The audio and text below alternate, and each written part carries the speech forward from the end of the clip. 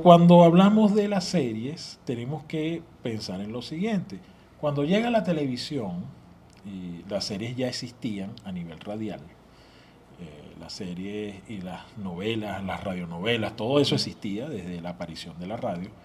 Pero hablando específicamente del audiovisual, cuando la televisión llega, lo que había era cine. No había series de televisión, no existían las series de televisión. También con tiempos históricos creo que es importante también hablar lo que fue todo el tema del blanco y negro al color, del cine mudo al cine Claro, pero sonoro, también.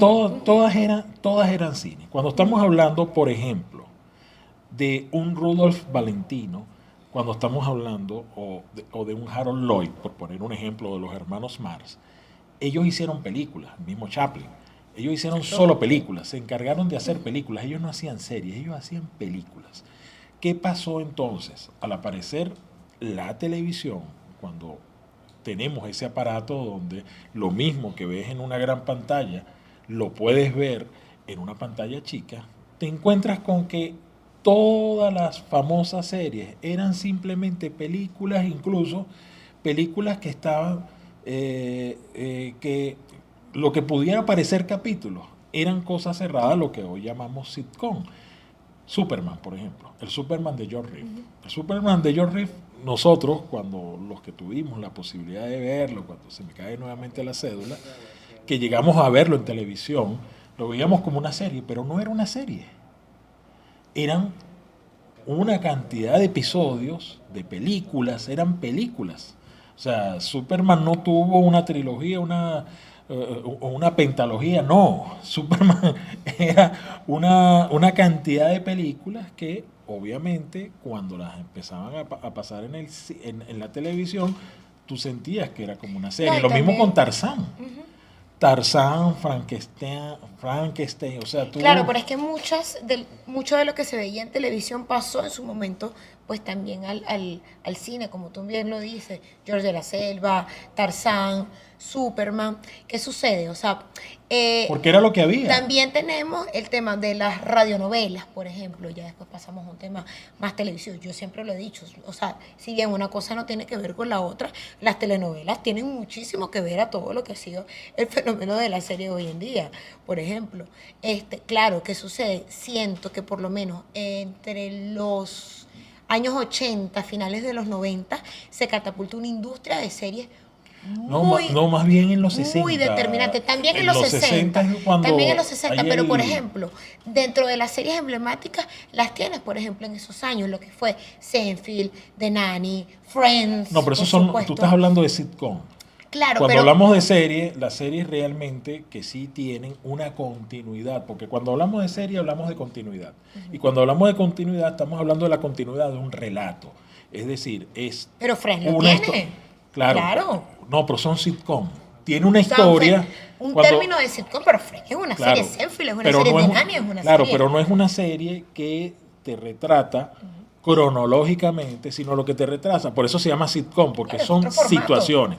Entonces, las series como tal en los años 60, O las sea, que ahí desarrollan. tenemos riña aquí No, mi con los amor, sitcoms. es un tema Es conceptual. un tema con Es un no tema, sé, precisamente por eso se llama no sitcom, porque es sé, por situación. porque Entonces, lo que se resuelve son situaciones en los sitcom. En cambio, las series tienen un relato cronológico que está basado generalmente en una historia ya sea de ficción, o sea, una historia real o documentada. Entonces es en los 60 donde hay esa construcción y que luego se dan cuenta los productores, que es la misma industria, que pueden resolver una cantidad de cosas económicamente, porque acuérdate que ellos piensan primero en la claro. platica. Entonces, ¿qué podían hacer para que esas series no fueran tan costosas como era hacer cada capítulo una película? Que es lo que más o menos vemos hoy día con las series de ahora, que tú dices, oye, tú ves la caída de la casa Usher y cada capítulo Genial. parece una película. Sí.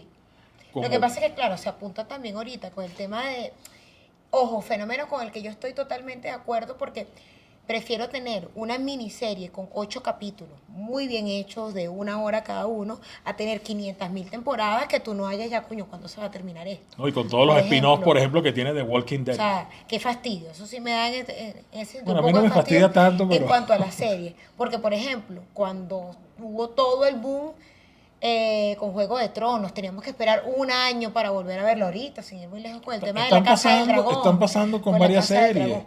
De hecho, yo lo que creo que el versus está en el tema de cómo nos acostumbramos a ver los contenidos.